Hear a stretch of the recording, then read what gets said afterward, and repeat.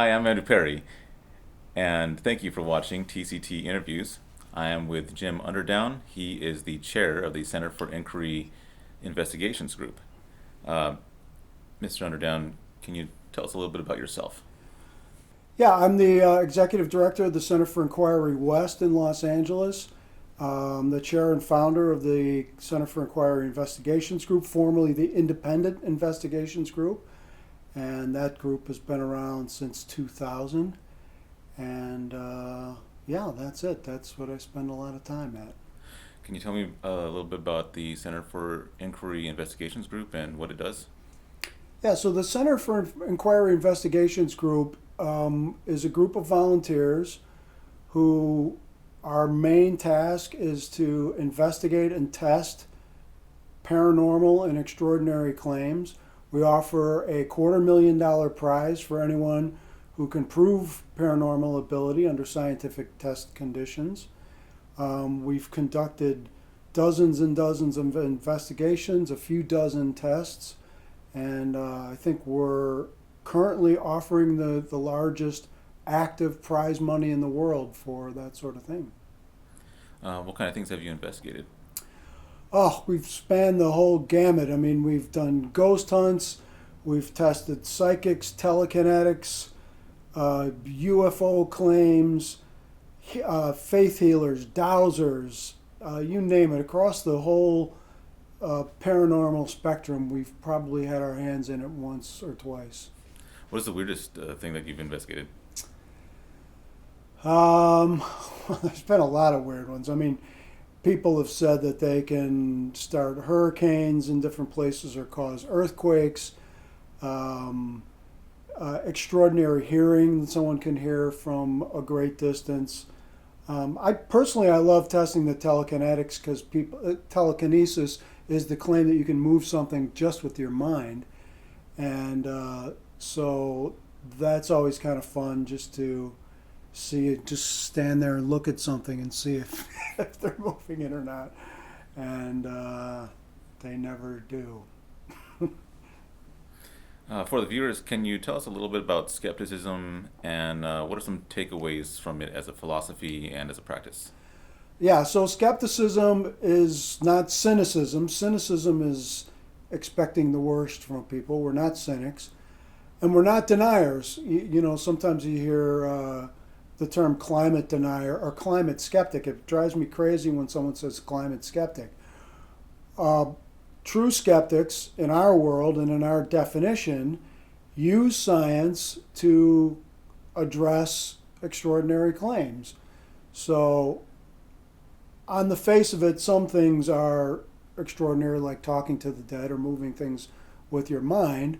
You should sort of go into some of those things a little bit skeptical in the first place, but then use science to assess whether it's true or not. And if the evidence is there, you change your mind. We change our mind, if we're evidence based and science based in our decisions. Um, what are your thoughts on mediums? Uh, I don't believe in mediums. I don't think it's. First of all, I don't believe in life after death in any form. I don't believe that spirits survive a dead body. There's no good scientific evidence to believe that. Uh, and that's why we don't believe in mediums as well. First of all, it's not there. Secondly, everything a medium does or seems to do can be explained through other means, not actually talking to some disembodied spirit out there. So we've looked into this quite a bit and done quite a bit of analysis and uh, recorded lots of mediums in action and are profoundly unimpressed by what we found.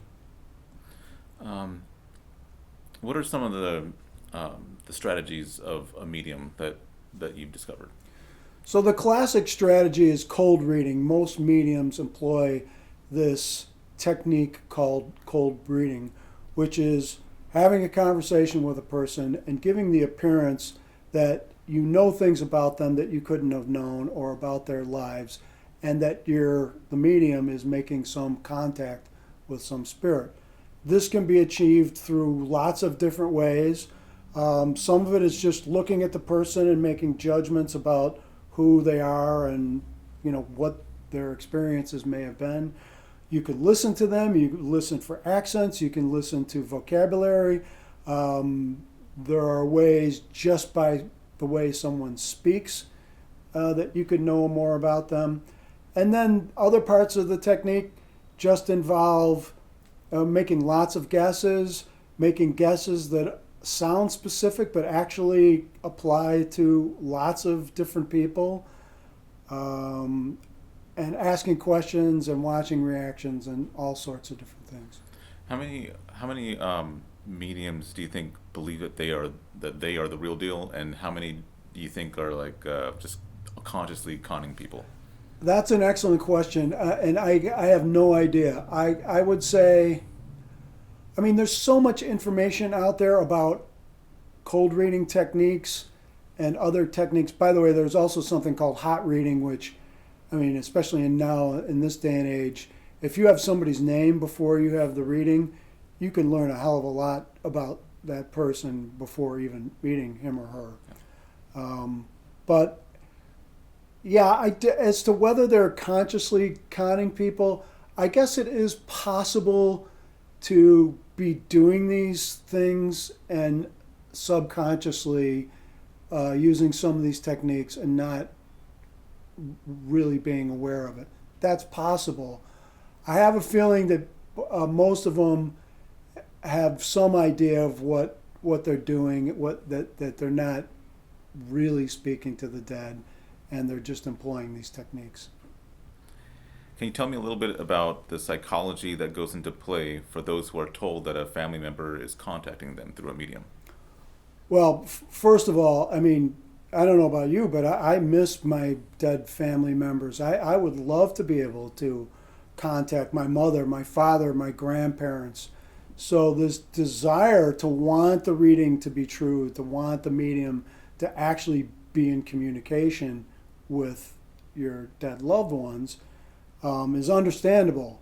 So when you want that to be the truth so bad, you let down your guard a little bit, and people, their levels of skepticism and critical thinking, I think, often goes down a little bit. So that's a big part of it right off the bat. People who pay to go to see mediums or go to their, the shows or whatever, they're not skeptics typically. So right away you have an audience full of people who are on their side and inclined to believe that what they're seeing is actually happening. What should people watch out for when they encounter someone who claims to be a medium, psychic, or a fortune teller?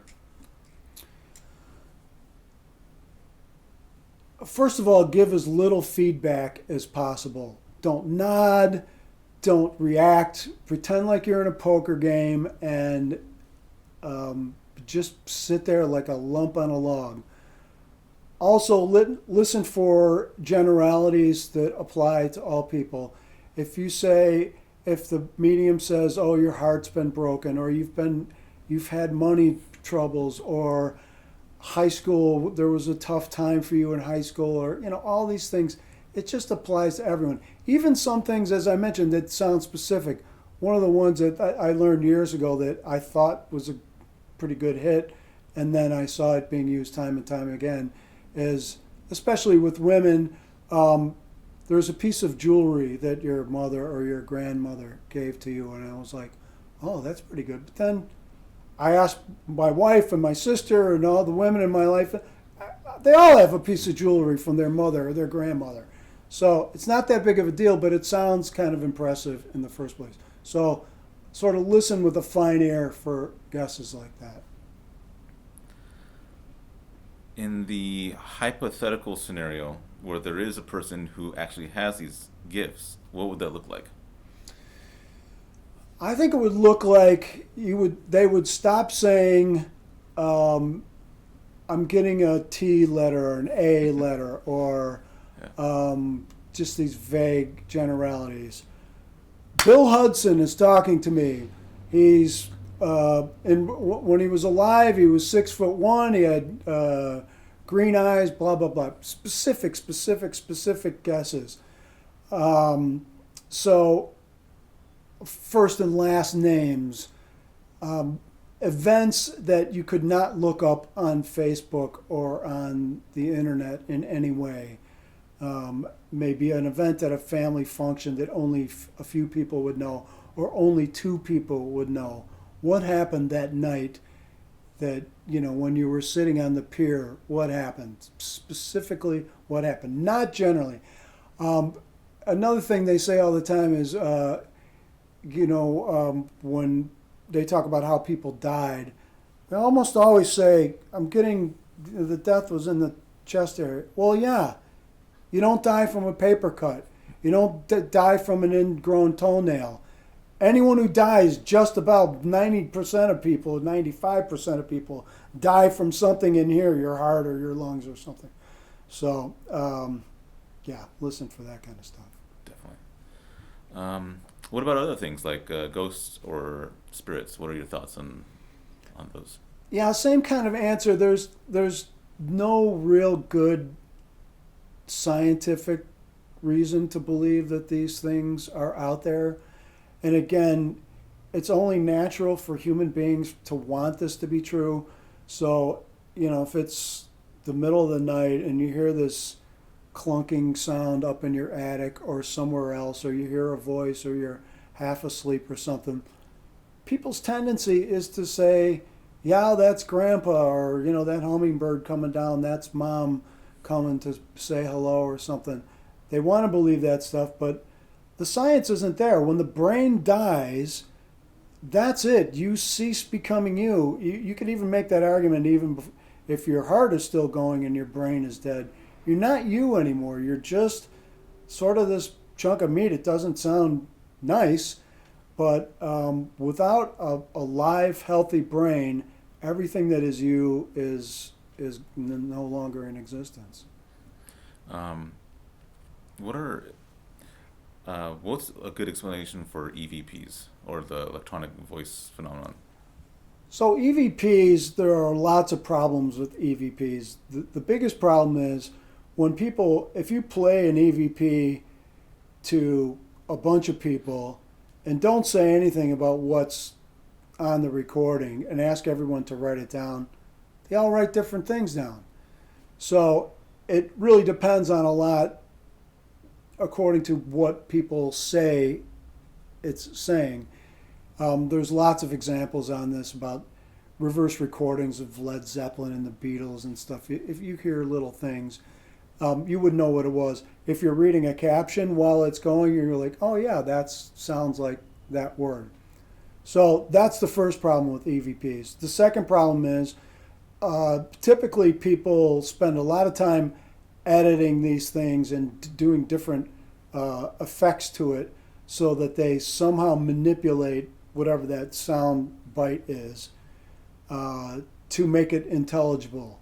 I don't think that's fair game either.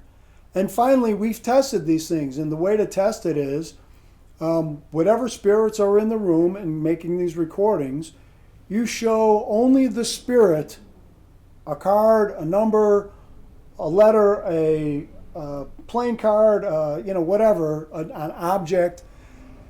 Then tell the spirits that are making the EVPs to then record what that thing is.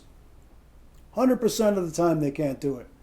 So that tells me this is an audible Rorschach test. It's people hearing what they think they're going to hear, and there's really nothing to it. And what about you ever come across like aliens or flying saucer stories or something? Well, I'm a big fan. I've faked hundreds of UFO photos. I have UFO photos over Alaska, Vietnam, England, all over the world, South Africa. I invented this little fake UFO thing that looks really good. It's actually a Mr. Coffee Pot lid with a very thin thread on it. And after you get about 10 or 15 feet away from the camera can't see the thread anymore, especially if it's like a light colored sky. So the human eye, doesn't know if you're looking at a small thing 15 feet away or a massive thing a mile away. And some of these really come out as really cool looking UFO photos, which I call UFOtos. So that's the first thing. UFOtos are easily faked, and a lot of the classic ones, there's an old case from Switzerland called Billy Meyer. I mean, they're just horrible, low rent effect, fake UFOs. Now, I would like to say that to distinguish the idea that I think there probably is life on other planets. I would say it's almost a certainty. Maybe nothing anywhere close to us, but somewhere in the universe, through natural processes, just like here, life came about somewhere else. The question is, are they flying here in flying saucers? Are they landing in rural areas and probing people and having sex with them and doing all these stories? Probably not. The evidence is bad for all that stuff. But we are hopeful that life exists somewhere else. Okay. In a previous conversation, we talked a little bit about the concept of a false equivalence. Can you expound more on that? So this is false equivalence is when, especially people in the media, or I guess anybody could do this, but when you have two sides of an issue and they're presented as two equally powerful arguments, when in reality, in many of these cases, climate change is the best example, but there are lots of different cases. When there is a clear consensus, there is a massive majority on one side of the science that says there's no doubt that this is the way things are working, i.e. that human beings have changed the climate and will continue to do so. And you just get a few rogue people on the other side. Who knows what they're doing? Maybe they're incompetent. Maybe they're looking for some publicity or whatever. But if you ask scientists or if you ask academies of science, this is not an issue. Same thing with the age of the Earth. Young Earth creationists think the Earth is 6 or 10,000 years old. No competent geologist thinks the Earth is 6 or 10,000 years old. This is not an equal fight between two heavyweight intellects. This is a rogue, tiny minority saying one thing and the rest of science agreeing on something else. A big thing that's going on, or that's affecting the world, are conspiracy theories. So there's like QAnon, and then there's the pandemic. Can you talk about conspiracy theories and maybe what can people do to just either detect them or just, you know what I'm saying? Yeah, how do you battle conspiracy theories? Yes. Boy, it's a real problem today. I mean, the vast majority of these theories, the QAnon stuff, the flat earthers, the moon hoaxers, the 9/11 conspiracy hoaxers. Look, my job is to sift through lots of evidence and try to figure out what's happening in these various issues and investigations. So I'm used to trying to check my biases at the door and try to be careful about leaning too heavily in one direction or another until all the evidence comes in. These conspiracy theories are mostly based on very bad information. They're based on crackpot websites. They're based on crank YouTube videos. The reason I think in the last 10 or 15 years conspiracy theories have gotten so huge is because it's so easy to get hold of it, one of them online now. It used to be, way back in the day, you'd have some tiny little ad in the back of a magazine, write to this PO box, send $2 and learn how the Blizzard people are taking over. And, you know, who's going to do that? And hardly anybody ever gets eyes on something like that. Now, if you do a slick YouTube video saying that the earth is flat, and a lot of people, frankly, don't have the basic science understanding to know how much crap that is, to evaluate such a video, but it looks good and they kind of sounds right, and maybe there is something there. That's available to the whole world, and it spreads like wildfire. And even if it's only 0.1% of the population who believes something crazy like this, now they can all find each other. Now they can all find videos and start websites that reconfirm this and sort of recycle this and make it. So it has more lasting power than it ever did, and has a farther reach than it ever did, these conspiracy theories. So I think that's all my questions. Is there anything more that you'd like to add? I guess I would add that there are some good sources of information out there for some of these extraordinary claims. We're pretty big fans of the people over at Snopes. They tend to exercise high journalistic standards in their investigations, trying to find out whether something is true or not. There are skeptic magazines. Skeptical Inquirer has been around since the 70s and deals with this. There are other groups and websites that do pretty good work. James Randi used to, they have $1 million prize for anyone who can prove paranormal ability. It's dormant right now, but historically Randi has done great work in these areas. So I guess try to vet your source a little bit and really start with that. It doesn't mean, the New York Times can make a mistake. Anybody can make a mistake.